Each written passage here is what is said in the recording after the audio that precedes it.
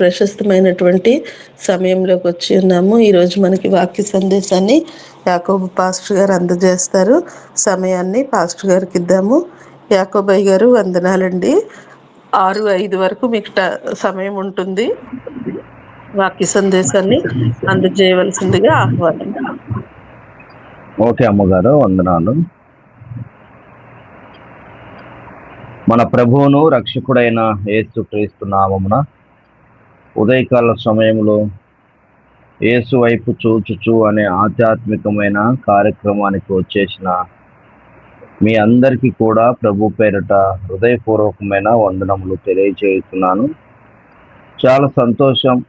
దేవదేవుడు మనందరికీ మరొకటి చక్కటి దినమును మనకు అనుగ్రహించాడు. ఈ దినము కూడా మనం అందరము సజీవులుగా దేవుని సన్నిధిలో నిలిచి ఉన్నందుకు దేవునికి ఎంతగానో కృతజ్ఞతలు, స్తుతులు, స్తోత్రములు చెల్లిస్తా బద్ధులమై ఉన్నాం. ప్రియులారా, మరి పరిశుద్ధ బైబిల్ గ్రంథంలో నుండి కొన్ని మాటలను మనం ధ్యానం చేసుకుందాం. మొదటి సమూయేలు గ్రంథము 17వ అధ్యాయము 40వ వచనాన్ని మనం చదువుకుందాం. మొదటి సమూయేలు గ్రంథము 17వ అధ్యాయము 40వ వచనం. దయచేసి తీసిన వారు ఉంటే చదవండి. తన కర్ర చేత పట్టుకుని వేటిలో నుండి 5 సన్నని రాళ్లలో వేడుకొని తన ఎద్దలున్న తిక్కములో నిలుచుకుని వెలుతుల చేత పట్టుకుని ఆ ఫిలిష్తీయుని చెరువుకు పోయాను. చాలమ్మా, చదివిన సిస్టర్ గారికి వందనాలు. ప్రార్థన చేసుకుందాం. పరిశుద్ధుడా, గొప్ప దేవ, స్తుతులకు పాత్రుడా, నీకు వందనాలు, స్తోత్రములు, స్తుతులు చెల్లించుకొనుచున్నాం తండ్రి.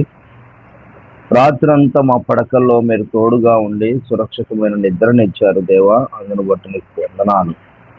ఉదయకాల సమయంలో నీ సన్నిధిలో చేరి నిన్ను స్తుతించి గణపరిచి ఆరాధించటానికి మాకు ఇచ్చిన ఈ చక్కటి వేదికను బట్టి నీకు కృతజ్ఞతలు, స్తుతులు చెల్లిస్తున్నాం ప్రభా. ఇదిగోనైనా ఈ సమయంలో చదవబడిన వాక్యమును బట్టి నీకు వందనాలు. మాతో నువ్వు మాట్లాడండి. ఆధ్యాత్మికముగా మేము బలపరచబడటానికి కావలసిన ఆత్మీయ ఆహారాన్ని మీరు పరలోకం నుండి మాకు అనుగ్రహించండి. నీకే వందనాలు, స్తోత్రములు, స్తుతులు చెల్లించుకొనొచ్చు యేసుక్రీస్తు నామమున ప్రార్థించి పొందుకున్నాం తండ్రి, ఆమేన్. ప్రియులారా, మరొకసారి మన ప్రభు అయిన యేసుక్రీస్తు నామమున చేరి వచ్చిన మీ అందరికీ కూడా హృదయపూర్వకమైన వందనములు తెలియచేస్తున్నాను. చాలా సంతోషం. మనము చదువుకున్న వాక్య భాగమును మరొకసారి మనం జ్ఞాపకం చేసుకున్నట్లయితే ఇక్కడ మరి మొదటి సమూయేలు గ్రంథము 17వ అధ్యాయము 40వ వచనాన్ని మనం చదివితే, తన కర్ర చేత పట్టుకొని ఏటు లోయలో నుండి 5 నున్నని రాళ్లను ఏరుకొని తన యొద్దనున్న చిక్కములో నుంచుకొని ఒడిసెల చేత పట్టుకొని ఆ ఫిలిష్తీయుని చేరు వరకు పోయెను అనే మాటను మనం చూస్తున్నాం. ఈ స్టోరీ అంతా మనకు బాగా తెలుసండి. చిన్నప్పుడు సండే స్కూల్ నుండే మనకు బాగా పరిచయమైనటువంటి వాక్యము. నేనైతే నా సండే స్కూల్ వయసులోనే నేను ఈ వాక్యాన్ని బాగా చదువుతూ వచ్చాను, నేర్చుకున్నాను. మరొకసారి మనము ఇందులో నుంచి కొన్ని మాటలను ఆధ్యాత్మికముగా మనము నేర్చుకుందామని ఒక ఆలోచనతో ఈ వాక్యాన్ని చదివి వినిపించడం జరిగింది. ఇక్కడ భయంకరమైనటువంటి శత్రువు ఫిలిష్తీయుడు మరి గొల్యాతు ఎదురుగా ఉన్నాడు. ఇశ్రాయేల్ ప్రజలందరూ కూడా యుద్ధ ప్రావీణ్యత కలిగినటువంటి వారు. గొల్యాతుకు ఎదురుగా నిలబడ్డారు, కానీ ఎవరు కూడా అడుగేయటానికి ధైర్యం సరిపోనటువంటి పరిస్థితి. అందరూ భయపడుతూ ఉన్నారు. మరి ఆ గొల్యాత్ అయితే చాలా డంబముగా మాట్లాడుతున్నట్టుగా మనం చూస్తున్నాం. అలాంటి సమయంలో మరి సౌలు రాజు దగ్గరికి దావీదు వచ్చినట్టుగా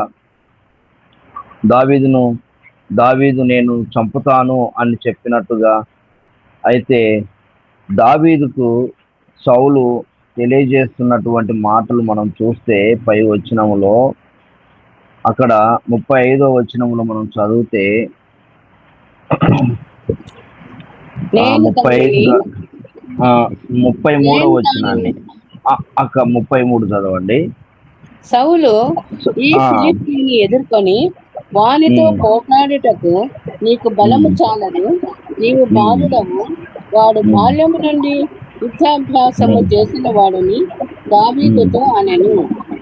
అది సౌలు ఇలా మాట్లాడుతున్నట్టుగా మనం చూస్తున్నాం. దావీదైతే నేను గొల్యాతుని ఎదుర్కొంటాను, అతన్ని చంపేస్తాను అని చెప్పి చాలా క్లారిటీగా మాట్లాడుతున్నట్టుగా మనం చూస్తున్నాం. అయితే సౌలు అంటున్నాడు ఇక్కడ ఒక అద్భుతమైన మాట ఏంటి అని అంటే, నీవు బాలుడవు. మనం చాలా జాగ్రత్తగా ఈ పాయింట్ నోట్ చేసుకోవాలి. నీవు బాలుడవు. అయితే గొల్యాతు ఎలాంటి వాడు అని అంటే, గొల్యాతు అనబడినటువంటి ఆ వ్యక్తి బాల్యం నుండి యుద్ధాభ్యాసం చేసినటువంటి వ్యక్తి. ఆయన ఈయనొచ్చేసి బాల్యంతో ఉన్నటువంటి వ్యక్తి. ఇది చాలా కష్టమైనటువంటి పని అని సౌలు అంటున్నాడు. అప్పుడు దావీదు అంటాడు ఏంటనంటే, అందుకు దావీదు సౌలుతో ఇట్లనెను, మీ దాసునైన నేను నా తండ్రి యొక్క గొర్రెలను కాయిచుండగా సింహమును ఎలుగుబంటిను వచ్చి మందలో నుండి ఒక గొర్రె పిల్లను ఎత్తుకొని పోవుచుండగా నేను దాన్ని తరిమి చంపి దాని నోట నుండి ఆ గొర్రెను విడిపించి తిని, అది నా మీదికి రాగా దాని గడ్డము పట్టుకొని దాన్ని కొట్టి చంపి తిని అని చెప్తూ ఉన్నట్టుగా మనం చూస్తున్నాం. ఒక సింహాన్ని ఎలుగుబంటిని చంపినటువంటి నేను గొల్యాతు పెద్ద లెక్క కాదు, గొల్యాతును నేను చంపుతాను అని చెప్పినప్పుడు సౌలు ఏమంటాడనంటే, సరే నువ్వు వెళ్ళు, అయితే ఇవిగో నా దగ్గర ఉన్నటువంటి ఈ ఆయుధములు, సైన్యమునకు ఆ యుద్ధమునకు కావలసినటువంటి ఆయుధములు నా దగ్గర ఉన్నాయని చెప్పి అతను అవన్నీ ఇస్తాడంట. అవన్నీ ఇచ్చినప్పుడు అవి నాకు వద్దు అని చెప్పి అవన్నీ రిటర్న్ ఇచ్చేసి దావీదు ఏం చేస్తాడు అని అంటే, అక్కడ 40వ వచనంలో మనం చదివిన భాగము, అతను ఏటి యొద్దకు వెళ్ళి అక్కడ తన కర్ర చేత పట్టుకొని ఏటి లోయలో నుండి 5 నున్నని రాళ్లను ఏరుకొని తన యొద్దనున్న చిక్కములో నుంచుకొని ఒడిసెల చేత పట్టుకొని ఆ ఫిలిష్తీయుని చేరు వరకు పోయెను. ఇక్కడ సౌలు ఇచ్చినటువంటి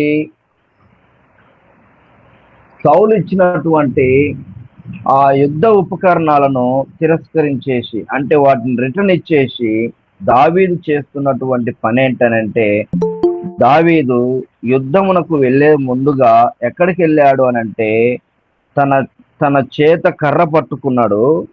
కర్ర పట్టుకొని ఎక్కడికి వెళ్ళాడు అనంటే, మొట్టమొదట అతను ఏటి లోయలోనికి వెళ్ళాడు. ఏటి లోయలోనికి వెళ్ళి ఆయన ఏం చేశాడు అనంటే 5 నున్నని రాళ్లను ఏరుకున్నట్టుగా మనం చూస్తున్నాం. ఈరోజు ఈ 5 రాళ్ల గురించి కొన్ని మాటలు మీతో పంచుకోవాలని నేను ఆశపడుతున్నాను. ప్రియులారా, అక్కడ చేతి కర్ర అనంటే దావీదు చేతిలో ఉన్నటువంటి కర్ర దేనికి సాదృశ్యంగా ఉన్నది అనంటే, దైవ ప్రత్యక్షతకు సాదృశ్యంగా ఉన్నట్టుగా మనం చూస్తున్నాం. తర్వాత ఆయన చిక్కమును మనం చూస్తున్నాం. దావీదు 5 నున్నని రాళ్లను తీసుకొని ఆయన చిక్కములో వేసుకున్నట్టుగా మనం చూస్తున్నాం. ఈ చిక్కం ఎలాంటిది అని అంటే దావీదు యొక్క జీవితమును సూచిస్తున్నట్టుగా మనం చూస్తున్నాం. ఒకటి చేతి కర్ర, మరి దైవ ప్రత్యక్షతకు. కర్ర గురించి చెప్పాలంటే చాలా టైం ఉంది, చాలా చాలా మెసేజ్ ఉంది. కర్ర ఏ విధంగా ఉపయోగపడుతుంది, మనం మోషేను చూస్తాం, ఆయన చేతిలో ఉన్న కర్ర ఎంత అద్భుతంగా దేవుడు వాడుకున్నాడో మనం చూస్తున్నాం.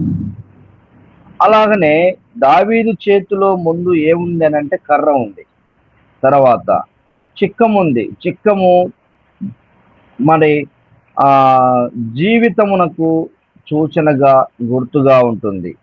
రెండోది, మనం అక్కడ చూసినప్పుడు దావీదు ఏటి దగ్గరికి వెళ్ళాడు అనే మాట మనం చూస్తున్నాం. ఏటి లోయ అది దేనికి సాదృశ్యం అని అంటే దేవుని సన్నిధికి సాదృశ్యంగా ఉందండి. ఏటి లోయ అని అంటే దేవుని సన్నిధికి సాదృశ్యంగా ఉంది. దేవుని సన్నిధిలోనికి వెళ్ళి దావీదు ఏం చేశాడనంటే ఒక 5 నున్నటి రాళ్లను తీసుకున్నట్టుగా మనం చూస్తాం. ఒకసారి ప్రకటన గ్రంథాన్ని మనం చదివితే 22వ అధ్యాయము 1 నుండి 3 వరకు మనం చదివితే, ప్రకటన గ్రంథము చదవండి. ప్రకటన గ్రంథము, మాకు ఇక్కడ విపరీతంగా వర్షం పడుతూ ఉంది.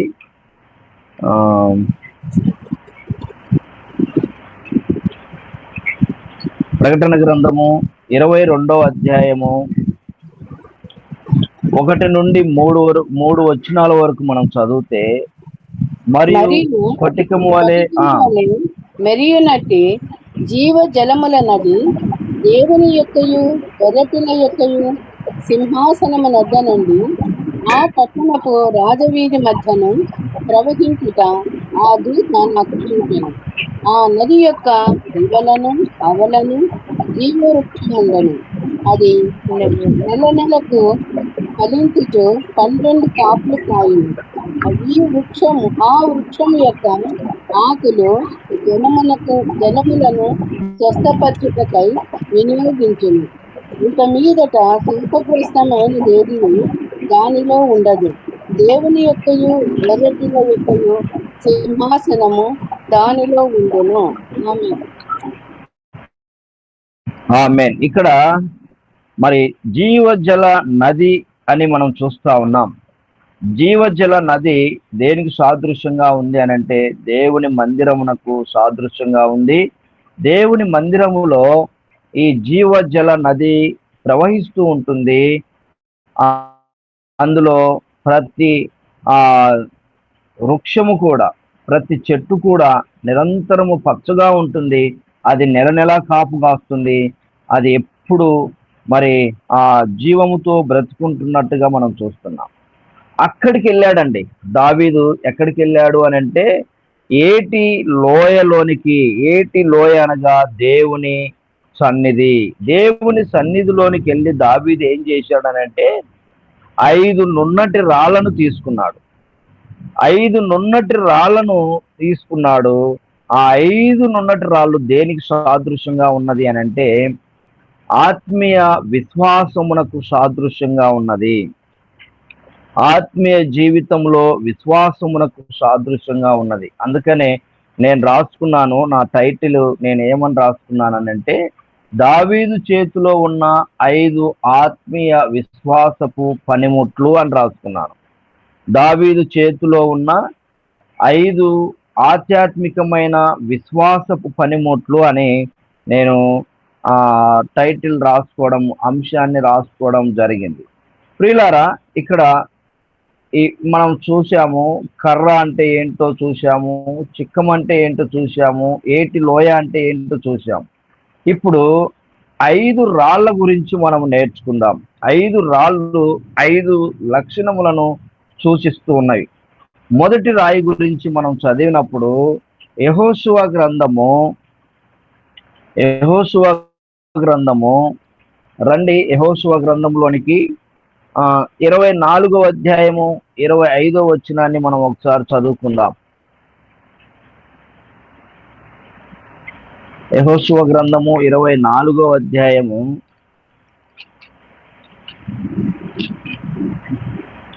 25వ వచనం. 25వ వచనం. అట్లు యెహోషువ ఆ దినమున ప్రజలతో నిబంధన చేసి వారికి షేకెములో కట్టడను విధించి నియమించి. ఆమేన్.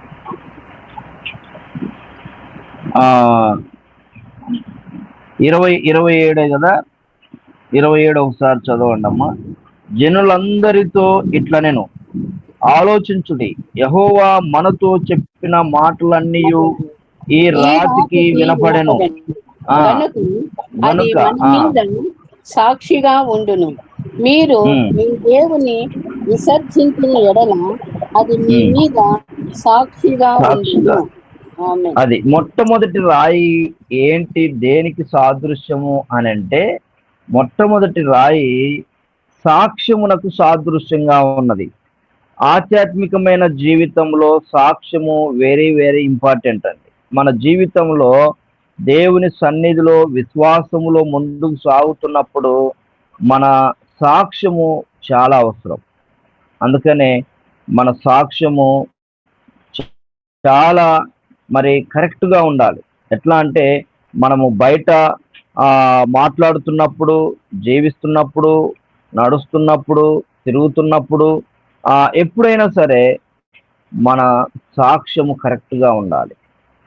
మనం విశ్వాసంలో, దేవుని పరిచర్యలో, లేక క్రైస్తవులముగా జీవిస్తున్నప్పుడు మన సాక్ష్యము లెస్ అయిందనుకోండి, మన సాక్ష్యము సరిగా లేదనుకోండి, ఏమంటారంటే ఆయన ఏం క్రైస్తవులేండి, అతను ఇలాంటోడు అలాంటోడు అని చెప్పి మాట్లాడతారు. అందుకనే మనము సాక్ష్యం కలిగి జీవించాలి. అందుకనే దావీదు తీసుకున్న మొట్టమొదటి రాయి దేనికి సాదృశ్యంగా ఉంది అంటే, అది సాక్ష్యము రాయి, సాక్ష్యపు రాయి. అక్కడ యెహోవా మనతో చెప్పిన మాటలన్నీ ఈ రాతికి వినపడెను గనుక అది మన మీద సాక్షిగా ఉండును, సాక్షిగా ఉండే రాయి. రెండోదిగా, మొదటిది సాక్ష్యపు రాయి, రెండోదిగా యెషయా గ్రంథము 28వ అధ్యాయము, యెషయా గ్రంథము 28వ అధ్యాయము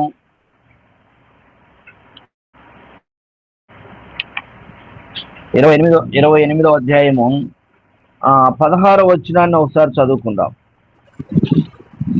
ప్రభువగు యెహోవా ఈనాడు సెలవిచ్చుచున్నాడు, సియోనులో పునాదిగా రాతిని వేసిన లేని, అది పరిశోధించబడిన రాయి, అమూల్యమైన తలరాయి, బహుస్థిరమైన పునాది అయిన మూలరాయి ఉన్నది. విశ్వసించువాడు కలవరపడడు. ఆమేన్. అది ఇక్కడ ఈ రాయి ఎలాంటిదనంటే, మరి స్థిరమైనటువంటి రాయి, స్థిరమైనటువంటి రాయి కనుక. రెండవదిగా దావీదు చేతిలో ఉన్న రాయి ఎలాంటిదని అంటే స్థిరమైనది, అస్థిరమైనది కాదు. దేవుని బిడ్డలముగా దేవుని సన్నిధిలో మనము ఎదుగుతూ ఉన్నప్పుడు మన జీవితం ఎలా ఉండాలని అంటే స్థిరత్వంతో ఉండాలి.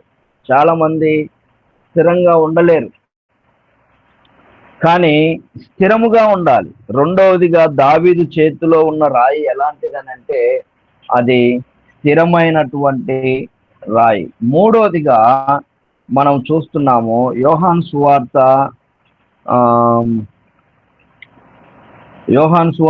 8వ అధ్యాయము 6వ వచనాన్ని ఒకసారి చదివితే, 8వ అధ్యాయము 6వ వచనం. ఆయన మీద నేరము మోపవలనని ఆయనను శోధించుచు ఈలాగున అడిగిరి. అయితే యేసు వంగి నేల మీద రేగుతో ఏమో వ్రాయిచుండెను. ఆమేన్. ఇక్కడ పాపాత్మురాలైనటువంటి వ్యభిచారం చేత పట్టబడినటువంటి స్త్రీని యేసు ప్రభు దగ్గరికి తీసుకొస్తారు. తీసుకొచ్చి మోషే ధర్మశాస్త్ర ప్రకారము ఏమను రాళ్లతో కొట్టి చంపాలి కదా, మరి నువ్వేం చెప్తావు అని యేసుప్రభుని అడిగినప్పుడు ఆయన అంటాడు, మీలో ఎవరైనా పాపం లేని వారు ఉంటే గిన ఆమె మీద మొదట రాయి వేయండి అని చెప్పేసి తెలియజేస్తాడు. అంటే ఇక్కడ మనం చూస్తున్నటువంటి ఈ యొక్క మూడో రాయి దేనికి సాదృశ్యంగా ఉంది అని అంటే పాపము లేని రాయిగా మనం చూస్తా ఉన్నాం. పాపము లేనటువంటి రాయి మొదటిదిగా మనం చూస్తున్నాము సాక్ష్యపు రాయి, రెండవదిగా స్థిరమైనటువంటి రాయి, మూడవదిగా పాపము లేనటువంటి రాయి.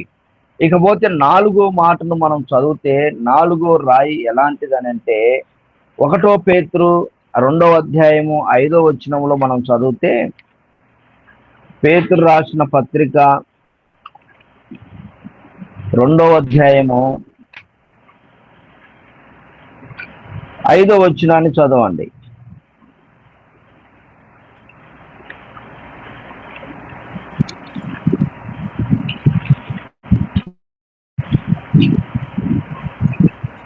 అధ్యాయము 5వ వచనం. యేసు క్రీస్తు ద్వారా దేవునికి అనుకూలమునకు ఆత్మ సంబంధమైన పనులు అర్పించుటకు పరిశుద్ధ యాజకులుగా ఉండినట్లు మీరును సజీవమైన రాళ్ల వలె నుండి ఆత్మ సంబంధమైన మందిరముగా కట్టబడుచున్నారు. ఆమేన్. అది ఇక్కడ దేవుని వాక్యం మనకేం తెలియజేయబడుతుంది అని అంటే మీరును సజీవమైన రాళ్ల వలె నుండి ఆత్మ సంబంధమైన మందిరముగా కట్టబడుచున్నారు. అంటే సజీవమైనటువంటి రాయి అనేది మనము నాలుగో మాటను మనం చూస్తా ఉన్నాం. అంటే దేవుని సన్నిధిలో క్రైస్తవులముగా ఎదుగుతున్న మనము సజీవులుగా ఉండాలి.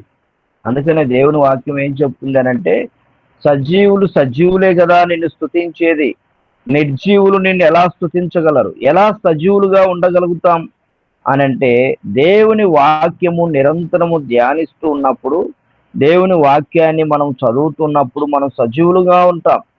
దేవుని వాక్యం మనలో లేదనుకోండి, మనం నిర్జీవులముగానే ఉండిపోతాం.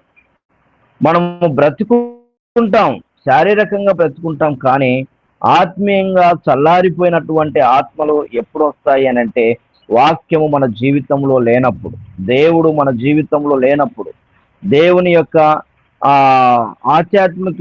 ఆధ్యాత్మికమైనటువంటి స్థితి మనలో లేనప్పుడు మనము నిర్జీవులముగా ఉండిపోతాం.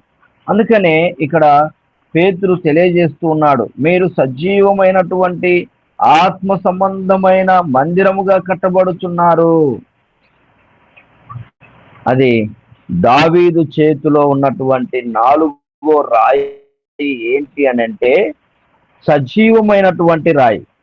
ఇక 5వ మాటను మనం చూస్తే ప్రకటన గ్రంథము 2వ అధ్యాయము 17వ వచనంలో అక్కడ ఒక మాటను మళ్ళీ మనం చూస్తాం. ప్రకటన గ్రంథము 2వ అధ్యాయము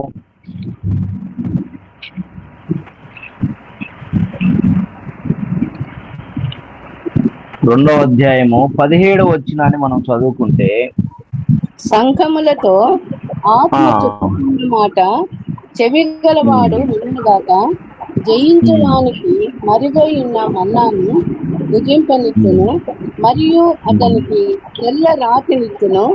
ఆ రాతి మీద చెక్కబడిన యొక్క క్రొత్త పేరుండను, పొందిన వానికే గాని ఇది మరి ఎవరికి తెలియదు. ఆమేన్. అది 5వ రాయి మనం చూస్తా ఉన్నాము. ఏంటనంటే తెల్లని రాయి. తెల్లని రాయి దేనికి సాదృశ్యం అనంటే పరిశుద్ధతకు సాదృశ్యంగా ఉన్నది. ఈ 5 రాళ్ళు దావీదు దేవుని సన్నిధి అంటే ఏటి లోయలోనికి వెళ్ళి ఈ 5 రాళ్లను తీసుకున్నాడు. 5 రాళ్ళు ఏంటి అని అంటే మనం ఇప్పుడు చదివాము. సాక్ష్యపు రాయి, స్థిరమైన రాయి, పాపము లేని రాయి, సజీవమైన రాయి, తెల్లని పరిశుద్ధత కలిగినటువంటి రాయిగా మనం చూస్తున్నాం. ఈ 5 గుణ లక్షణాలు కలిగినటువంటి జీవితము మరి ఏ వ్యక్తిలో అయితే ఉంటుందో ఆ వ్యక్తి ఆ వ్యక్తి ముందు ఎంత భయంకరమైనటువంటి సమస్య ఉన్నా కూడా దాన్ని జయించగలడండి. ఈ 5 లక్షణాలు ఎవరిలో అయితే ఉంటాయో వారు దేవుని సన్నిధిలో నిరంతరము మరి ఆ దేవుని స్తుతిస్తూ నిరంతరము దేవుని సన్నిధానంలో జీవించడానికి అవకాశం ఉంది. దావీదు అంత చిన్న వయసులో అంత పెద్ద గొల్యాతును చంపటానికి గల ప్రాముఖ్యమైనటువంటి కారణం ఏంటి అనంటే, దావీదు ఈటెను తీసుకోలేదండి. దావీదు మరి సౌలు ఇస్తున్నటువంటి ఆ యుద్ధానికి సంబంధించిన ఆ డాలు గాని, కత్తి గాని, లేకపోతే చిరస్థానము గాని అలాంటి ఏమి తీసుకోలేదు. ఆయన అంటాడు, ఇవి నాకు వాడుకలేదు. మరి ఏంటి నీ వాడుకనంటే, ఇదిగో నాకు కావలసిన వాడుక నాకున్నవి, అవే ఈ 5 గుణ లక్షణాలు, అవి చాలు నాకు అని చెప్పి ఏటిలోనికి వెళ్ళి వాటిని తీసుకున్నట్టుగా మనం చూస్తున్నాం. ప్రియులారా, దేవుని బిడ్డలారా, మనం అందరం అంటాం, ఏమని అంటామంటే, మనకు విశ్వాసం ఉంది అని అంటే ఉంది అని అంటాం. ఎలా నిరూపించుకోగలుగుతాం విశ్వాసాన్ని అని అంటే, ఇదిగో మన సమాజంలో మంచి సాక్ష్యం కలిగి ఉండాలి. మనము బ్రతుకుతున్న మన పరిసర ప్రాంతాలలో ఈ సాక్ష్యం అనేది మనం కలిగి ఉండాలి. తర్వాత మనం చూస్తాము, దేవుని సన్నిధిలో స్థిరమైనటువంటి విశ్వాసం కనపరచాలి. తర్వాత మన జీవితం ఎలా ఉండాలని అంటే, పాపమును మరి లేకుండా జీవించగలగాలి. పాపము, అందుకే దేవుని వాక్యం మనకు చెప్తుంది, ఏ భేదము లేదు, అందరూ పాపం చేసిన వారే. ఓకే, అందరూ పాపం చేసిన వారే, కానీ యేసు క్రీస్తును విశ్వసించిన తర్వాత మనము పరిశుద్ధముగా దేవుని బిడ్డలముగా మార్చబడతాం. అప్పుడు మనలో ఉన్న పాపాన్ని క్రీస్తు తొలగిస్తాడండి. ఒకసారి పాపము తొలగించబడిన తర్వాత మరలా అదే పాపములోనికి పడిపోతే దేవుని వాక్యం చాలా అద్భుతంగా తెలియజేస్తా ఉంది, అలాంటి వాడిని ఇంక ఎన్నడూ ఎవరు కూడా మారలేరు. వారి మనసు చాలా ఘోరంగా ఉంటుంది. కనుక దేవుని సన్నిధిలో మనము ఎలాంటి జీవితము కలిగి ఉండాలని అంటే, పాపము లేని జీవితాన్ని మనం కలిగి ఉండాలి. ఇక మరలా మనం చూస్తా ఉన్నాము, సజీవమైనటువంటి రాయిగా మనము బ్రతకాలి, సజీవమైనటువంటి వారిగా మనం ఉండాలి. అందుకనే నిద్రించువారు మరి చీకటిలో రాత్రిలో నిద్రిస్తారు అనే మాటను మనం చూస్తాం. అంటే చీకటి దేనికి సాదృశ్యంగా ఉంది అని అంటే, పాపమునకును అంధకారమునకును మరి సాదృశ్యంగా ఉంది. కానీ మనము వెలుగు సంబంధులం. మన దేవుడు వెలుగై ఉన్నవాడు, ఆయన ప్రకాశిస్తూ ఉన్న దేవుడు, నిరంతరము వెలుగుతున్న దేవుడు. అంత గొప్ప దేవుణ్ణి కలిగిన మనము మరి మనలో చీకటి ఉంటే ఎంత ప్రమాదం అండి. కనుక మనం సజీవులంగా ఉండాలి అని అంటే మనము వెలుగును కలిగి ఉన్న వారిమై ఉండాలి. ప్రియులారా, తర్వాత తెల్లని రాయి, పరిశుద్ధతకు సాదృశ్యంగా ఉన్నటువంటి రాయి మనం కలిగి ఉండాలి. ఈ 5 ఎప్పుడైతే మనం కలిగి ఉంటామో అప్పుడు నిజంగా దేవుని సన్నిధిలో మనం బలవంతులముగా ఉంటాం. దేవుని సన్నిధిలో బలవంతులంగా ఉంటాం. ఇంకొక మాట మనం ఆలోచన చేస్తే, దావీదు 5 రాళ్ళు ఏరుకున్నాడు. 5 గుణలక్షణాలు కలిగినటువంటి ఈ 5 రాళ్లను ఏరుకున్నాడు కదా, కానీ అక్కడ 5 రాళ్లను ఉపయోగించలేదండి. దావీదు ఎన్ని రాళ్లను ఉపయోగించి ఎదురుగా ఉన్నటువంటి గొల్యాతును చంపాడు అని అంటే, ఒక్క రాయితోనే ఆయన చంపినట్టుగా మనం చూస్తున్నాం. అంటే 5 మనకు ఎదురుగా ఉన్నటువంటి శత్రువును, మనకు ఎదురుగా ఉన్నటువంటి అపవాదిని ఎదిరించాలి అని అంటే 5 ఉపయోగించాల్సిన పని లేదు. మనము ఒక్కటి ఉపయోగించిన చాలు. కానీ ఒక్కటి ఉండాలి అని అంటే 5 కలిగి ఉండాలి. ఆ ఒక్కటి ద్వారా శత్రువు ఓడిపోవాలని అంటే 5 కలిగి ఉండాలి. ఒకవేళ సాక్ష్యం ఉండి స్థిరత్వం లేకపోతే ఇబ్బంది, స్థిరత్వం ఉండి సాక్ష్యం సరిగా లేకపోతే ఇబ్బంది. చాలా మంది ఇలాంటి జీవితం కలిగి ఉంటారు, ఇలాంటి లక్షణాలు కలిగి ఉంటారు. ఎట్లా అంటే స్థిరత్వం ఉంటుంది, దేవుని సన్నిధిలో స్థిరత్వం ఉంటుంది, కానీ మంచి సాక్ష్యం ఉండదు. మంచి సాక్ష్యం ఉంటుంది కానీ స్థిరత్వం ఉండదు, ఒక చోట కుదుటుగా ఉండరు. ఒకవేళ రెండు ఉన్న పాపము లేకుండా బ్రతకలేరు. రహస్యమైనటువంటి పాపాలు చేస్తూ ఎవరికి తెలియకుండా, ఎవరికి తెలియదులే అంటూ చెప్పుకుంటూ వారు పాపమును చేస్తూనే దేవుణ్ణి ఆరాధిస్తుంటారు, దేవుని సన్నిధిలో కనపడుతుంటారు, దేవుని సన్నిధానానికి వస్తూ ఉంటారు, అన్ని కార్యక్రమాల్లో పాల్గొంటూ ఉంటారు, కానీ రహస్యమైన జీవితంలో పాపము కలిగి ఉంటారు. అయితే మన దేవుడు ఎలాంటి వాడనంటే ఆయన మన రహస్యాలను ఎరిగినటువంటి దేవుడు. సమరయ స్త్రీ అనుకున్నదండి, ఆమె అనుకున్నది నా రహస్యము ఈయనకు తెలియదులే అనుకున్నది. పాపం యేసు ప్రభు వారు అమ్మా నీ భర్తను తీసుకురా అనంటే అయ్యో నాకు భర్త లేడు అని చెప్తారు, భర్త లేడు అని చెప్తుంది. ఆమె అనుకున్నది నా నిజ జీవితము, నా చరిత్ర, నా హిస్టరీ తెలియదులే అనుకున్నది. కానీ మన దేవునికి సమస్తమును తెలుసు. ఒకవేళ మనుషులముగా మనకు తెలియకపోవచ్చు అండి, నా గురించి మీకు తెలియకపోవచ్చు, మీ గురించి నాకు తెలియకపోవచ్చు, కానీ మనందరి గురించి తెలిసినటువంటి ఒక ఆయన ఉన్నాడు. ఒకరోజు టైం వస్తుంది, మన స్టోరీ అంతా ఓపెన్గా బట్ట బయలు అయ్యేటువంటి దినం ఒకరోజు వస్తుంది. ఆ రోజు మనము ఎంత దాపెట్టుకోవాలన్నా, ఎంత రహస్యంగా ఉంచుకోవాలన్నా అది కుదరని పని. అందుకనే ప్రియులారా, దేవుని బిడ్డలారా, దేవుని సన్నిధిలో ఉన్న మనము ఇదిగో ఈ 5 గుణ లక్షణాలను మనం కలిగినప్పుడు మన ముందున్నటువంటి అపవాదిని, సైతానును, మరి శత్రువును, మరి హాని చేసేటువంటి ప్రమాదకరమైనటువంటి పరిస్థితుల్లోనికి మనం వెళ్లకుండా దేవుడు మనల్ని కాపాడటానికి 5 గుణ లక్షణాలు మనం కలిగి ఉండాలి. అందుకనే చివరికి ఒక మాట మనం చదివితే యాకోబు రాసిన పత్రిక 2వ అధ్యాయము చదవండి. యాకోబు రాసిన పత్రిక 2వ అధ్యాయము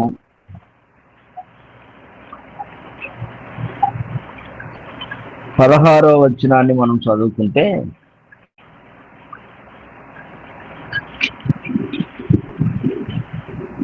మీలో ఎవడైనా శరీరమునకు కావలసిన వాటిని ఇయ్యక సమాధానముగా వెళ్ళుడి, చలి కాచుకొనది తృప్తి పొందుడని చెప్పిన ఎడల ఏమి ప్రయోజనము?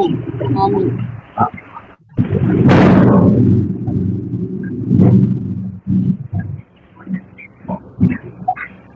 ఇక్కడ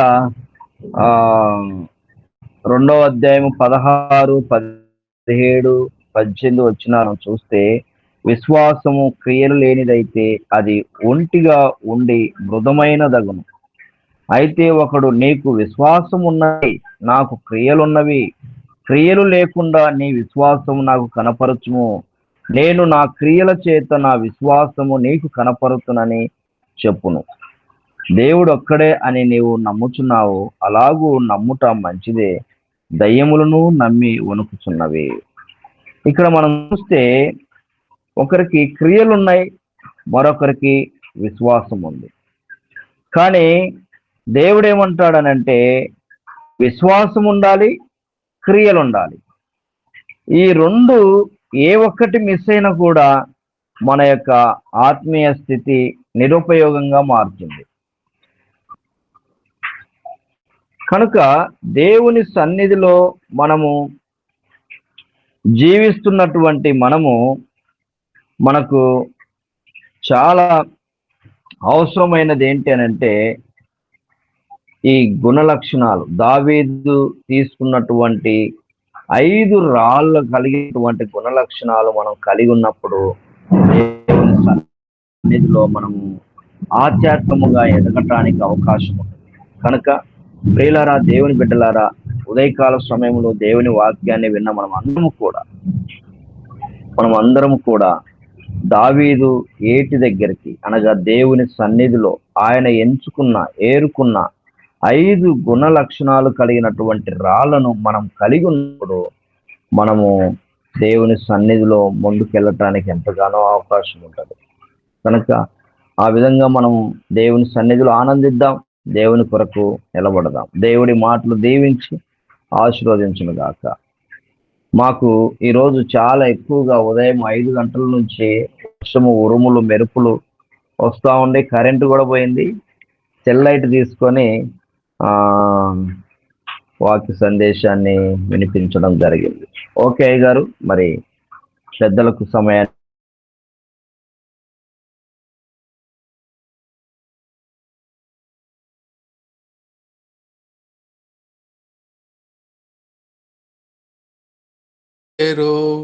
రాజులు మనకెవరు లేరు, శూరులు మనకెవ్వరు లేరు, సైన్యములకు అధిపతి అయినా యెహోవా మనండా, సైన్యములకు అధిపతి అయినా యెహోవా మనండా, యుద్ధము యెహోవాదే, యుద్ధము యెహోవాదే, యుద్ధము యెహోవాదే, యుద్ధము యెహోవాదే.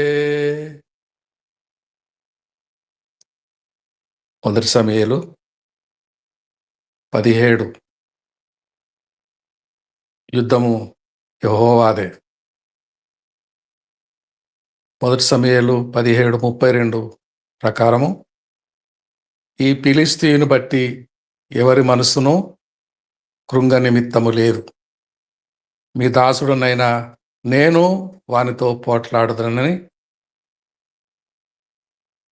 దావీదు సౌలుతో అన్నాను. ఆ ఫిలిష్తీయుడు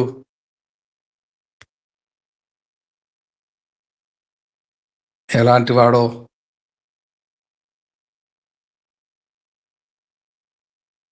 ఎంత బలాఢ్యుడో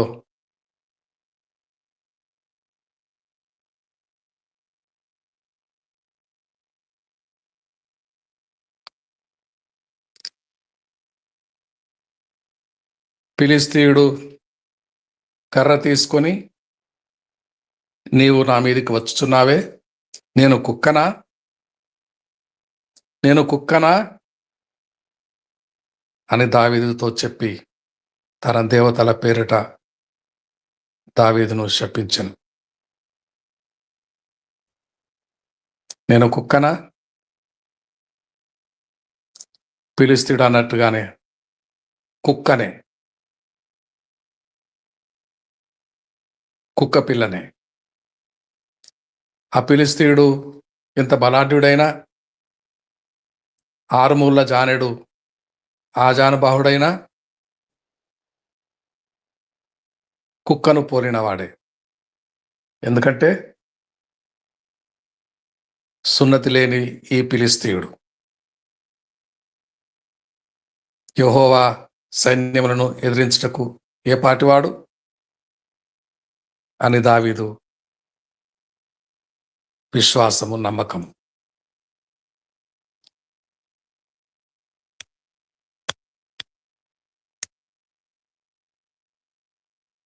అప్పుడు యెహోవా కత్తి చేతను ఈట చేతను రక్షించువాడు కాడని ఈ దండు వారందరూ తెలుసుకొందురు.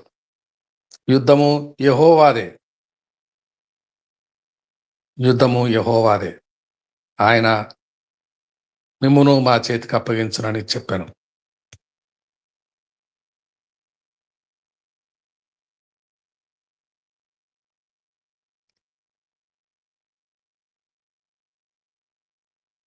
బలాఢ్యుడైన ఆ ఫిలిష్తీయుడు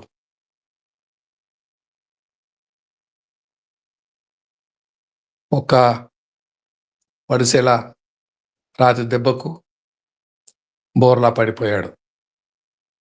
తన సంచిలో చేయి వేసి అందులో నుండి రాయి ఒకటి తీసి వడిసెలతో విసిరి ఆ ఫిలిష్తీయుని నుదుట కొట్టాను. నుదుట కొడితే దేవుని వాక్యం సెలవిస్తున్నది, నుదుట కొడితే బలమైన దెబ్బ నుదుట కొడితే వెనక్కి పడిపోవాలి కదా. నుదుట పడిసిన రాయి వేగముగా తగిలితే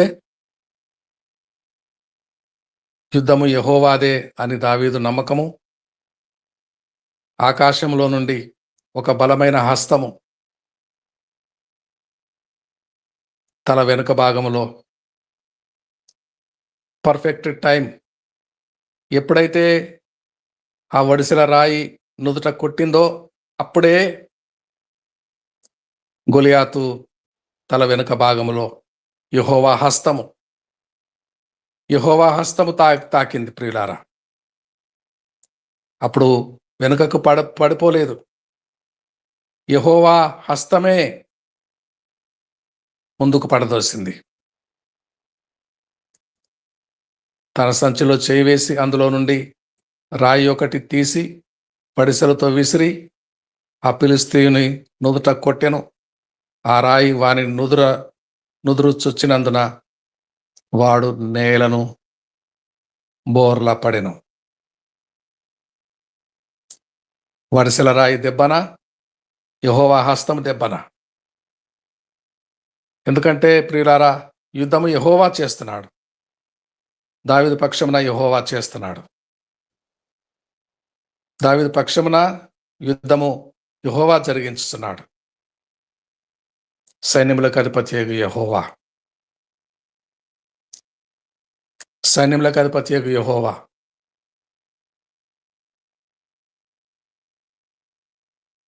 పర్ఫెక్ట్ టైం.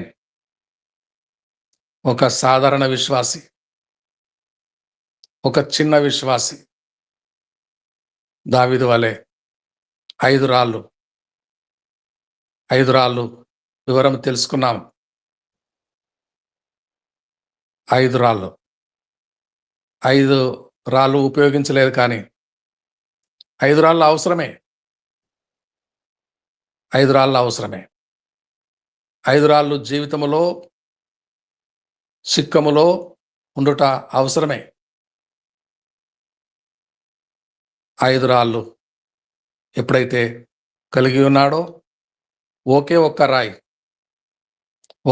రాయి ఆ బలాఢ్యుడైన ఫిలిష్తీయుని బోర్లా పడదోసింది.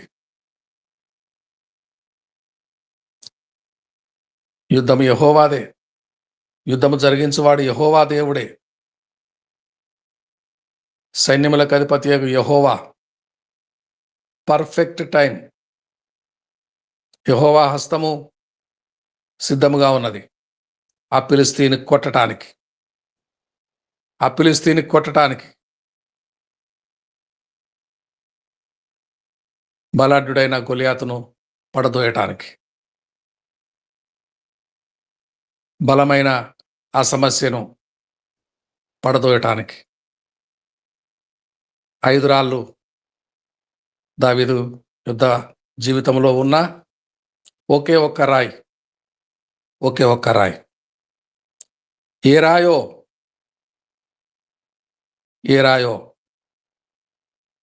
కానీ ఒకే ఒక్క రాయి. 5 రాళ్ళు దావీదు జీవితంలో ఉన్న, సిక్కములో ఉన్న ఒకే ఒక్క రాయి ఆ బలాఢ్యుడైన ఆ బలమైన సమస్యను నేలను బోర్లా పడేసింది. పరలోకపు సింహాసనమే దిగొచ్చింది. పరలోకపు సింహాసనమే. సైన్యములకు అధిపతియగు యెహోవా సాక్షాత్తు యుద్ధరంగంలోనికి ప్రవేశించాడు, యుద్ధ భూమిలోనికి ప్రవేశించాడు. విశ్వాసి ఎదుటనున్న బలమైన గొలియాతును పోలిన సమస్యను ఒక్క దెబ్బ, యుద్ధరంగంలో దిగి వచ్చిన యెహోవా ఒక్క దెబ్బ కొట్టగా నేలను బోర్ల పడ్డాడు. నుదుట కొడితే, ముఖం మీద కొడితే వెనక్కి పడిపోవాలి కదా, వెనక్కి పడిపోలేదు. కానీ బోర్ల కుప్ప కూలిపోయాడు. దేవునికి స్తోత్రం కలుగునుగాక.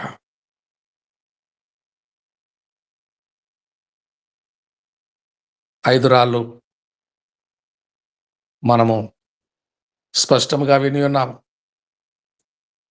ఐదు రాళ్ళు ఎలాంటివో, ఐదు రాళ్ళు ఉండుట ఆవశ్యకం. ఐదు రాళ్ళు మన జీవితంలో ఉండాలి, విశ్వాస జీవితంలో ఉండాలి, సేవకుని జీవితంలో ఉండాలి, దేవుని దాసుని జీవితంలో ఉండాలి. కానీ ఐదు రాళ్లలో ఏ రాయి తీశాడు? ఏ రాయి తీశాడు? సాక్ష్యపు రాయి.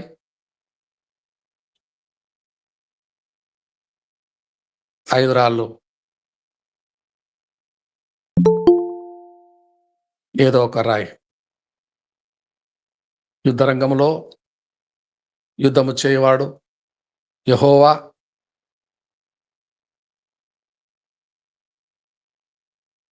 యుద్ధము యెహోవాదే. పర్ఫెక్ట్ టైం, ఏ టైంలో దావీదు ఒడిసెల రాయి నుదుట కొట్టిందో అదే క్షణంలో యెహోవా హస్తము వెనక తల మీద కొట్టింది. వాడు బోర్లా పడెను. ఆ సమస్య బోర్లా పడెను. ఆ దీర్ఘకాలము వేధించుతున్న వ్యాధి, బలహీనత, జబ్బులు, సమస్యలు బోర్లా పడిపోతాయి. ఎందుకంటే యుద్ధము యెహోవా జరిగిస్తున్నాడు. ఎందుకంటే యుద్ధము యెహోవాది. సైన్యములకు అధిపతి అయిన యెహోవా మనండా. యుద్ధము యెహోవాదే, యుద్ధము యెహోవాదే, యుద్ధము యెహోవాదే, యుద్ధము యెహోవాదే. ప్రియులారా, చిన్న విశ్వాసి దావీదు చిన్నవాడు, పసివాడు. విశ్వాసము, బలమైన విశ్వాసము కలిగి ఉన్నాడు దావీదు. నేను పోట్లాడతాను, సైన్యములకు అధిపతియగు యెహోవా సేనలను ఎదిరించుటకు ఈ సున్నతి లేని ఫిలిష్తీయుడు ఏ పాటివాడు? ఆ ధైర్యము, ఆ అచంచలమైన విశ్వాసము, ఆ పట్టుదల.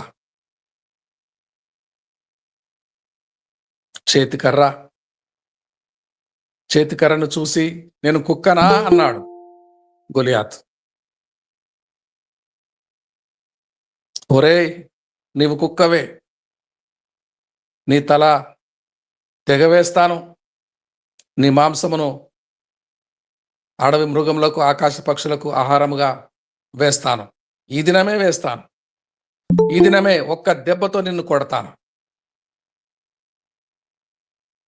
దావీదుకున్న విశ్వాసం ఒక సాధారణమైన విశ్వాసి యొక్క విశ్వాసము, ఒక సాధారణమైన విశ్వాసికి ఉన్న బలమైన విశ్వాసము కార్యము జరిగించింది. యుద్ధము యెహోవాదే. దేవునికి స్తోత్రం కలుగునుగాక. చక్కని వాక్యం మనకు అందించిన యాకోబు పాస్టర్ గారికి మనసారా హృదయపూర్వకమైన ధన్యవాదాలు తెలియచేస్తూ చిన్న మాట ప్రార్థన చేస్తారా మంజులవాణి గారు? ఒక మాట క్లుప్తంగా ఒక మాట ముగించండి ప్రార్థన. చేస్తాను సార్.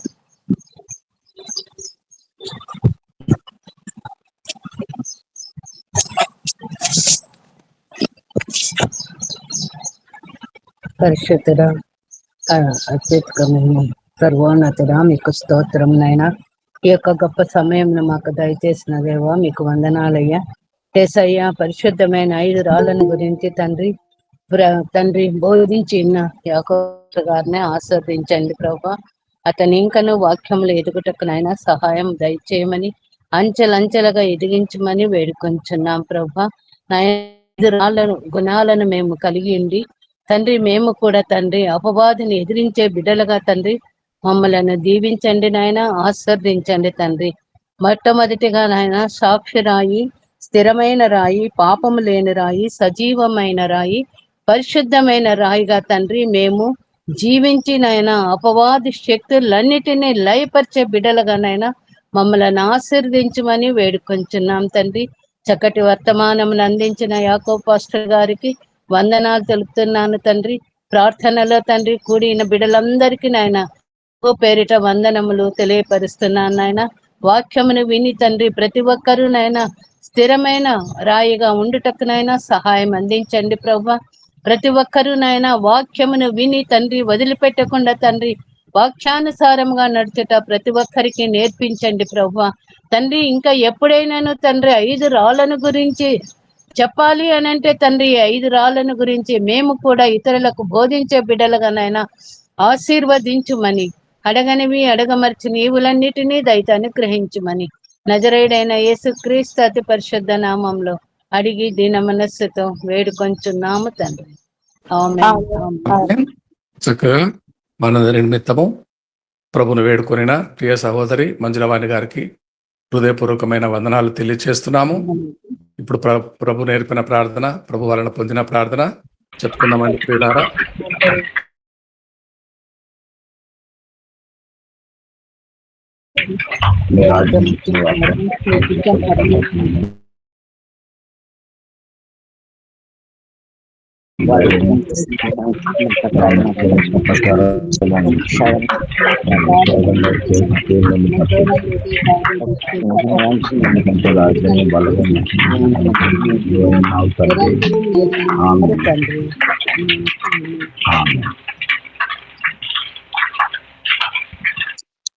ఆమేన్, ఆమేన్.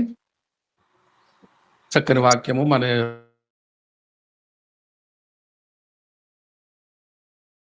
బలపరిచిన పాస్టర్ యాకోబు గారికి వందనాలు తెలియజేస్తూ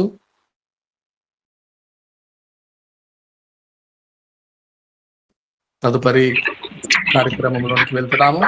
అయ్యగారు ఆశీర్వాదం చేయండి దయచేసి. మన తండ్రి అయిన దేవుని కృపయు, కుమారుడైన యేసుక్రీస్తు ప్రేమయు, పరిశుద్ధాత్మ సన్నిధి సహవాసం చేరు వచ్చిన మనందరికీ సదాకాలము తోడైండును గాక. ఆమేన్, ఆమేన్, ఆమేన్, ఆమేన్. అందరికీ వందనాలు అయ్యగారు. థ్యాంక్ యూ యాకోబ్ గారు, మంచి వర్తమానం ఇచ్చారండి. Thank you very much. వందనాలమ్మా, థ్యాంక్ యూ. వందనాలండి, వందనాలండి. రండి ఇప్పుడు హిందీ సభ ప్రారంభించుకుందాము. आइए हमारे बीच में पास्टर विश्वनाथ प्रसाद जी पूर्व बेतिया जिला बिहार से तैयार हैं, हमारे नेतृत्व करेंगे वो, ताकि हम हिंदी सभा आरंभ करने जाएंगे। पास्टर जी आपका स्वागत है। पास्टर विश्वनाथ प्रसाद जी। धन्यवाद, धन्यवाद, धन्यवाद, धन्यवाद, धन्यवाद।